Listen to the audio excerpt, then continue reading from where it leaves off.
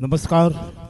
સમાજ પ્રેમ દૈનિક ન્યૂઝ ચેનલમાં મહેબૂબ નગરી આપ સૌનું હાર્દિક સ્વાગત કરું છું. પ્રજાની સમસ્યા એ વિષય ઉપર આપણે થોડી ચર્ચા કરીએ છીએ. અમદાવાદમાં રાયખડ વિસ્તારમાં આવેલ પ્રસાદ મિલ જે છે, બહુ વર્ષો જૂની મિલ છે. એ મિલનું વેચાણ 6 થી 7 બિલ્ડરોએ લઈ લીધું છે. અને ત્યાં જે ગરીબ લોકો વસતા હતા, 150 મકાનો હતા, 150 મકાનો, એમાંથી ટોટલ મકાનો ડિમોલિશન કરી એએમસીએ પોલીસ સાથે મળી ને બિલ્ડરોને કબજો અપાવી દીધો છે.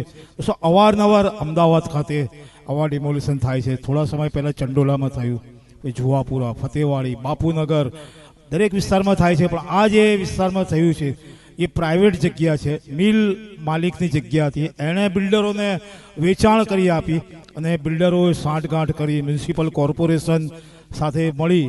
તો આજે એક જ વસ્તુ દેખાય છે કે જ્યારે પણ જ્યાં બી ડેમોલેશન થાય છે ત્યાં પાર્ટી, સરકાર કે કોઈ પણ હોય, એક તો એએમસીનો સહારો લે છે, કેમ કે એમસીએ પાસે બુલડોઝરો તોડવાના સાધનો છે.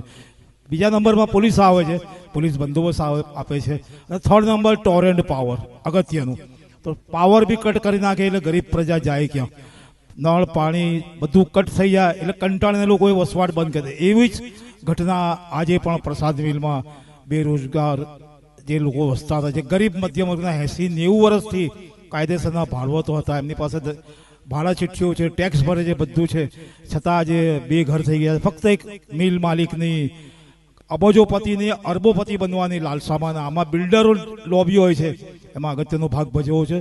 આ બિલ્ડરો આટલા બધા અઢળક પૈસા ક્યાંથી લાવે છે એ સમજણ નથી પડતી કે જે ગરીબોની વસ્તીઓ વિરાન કરવામાં સૌથી આગળ ભાગ ભજવે છે. આવું ના થવું જોઈએ. સરકારને પણ વિચારવું જોઈએ અને બિલ્ડરો સામે કડક પગલાં લઈ લોકોને એવી માંગણી છે જે ત્યાં વસવાટ કરતા હતા કે અમને આના બદલે બીજું કોઈ મકાન આપો. Thank you very much.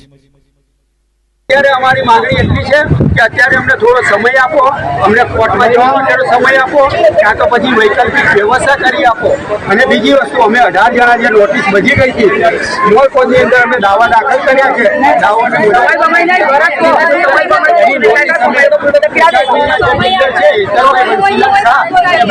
ઓફિસે જઈ એમના માણસો અમને નોટિસ બજાવી દીધી છે. એની દાવાની તારીખ 11/6 પડી છે.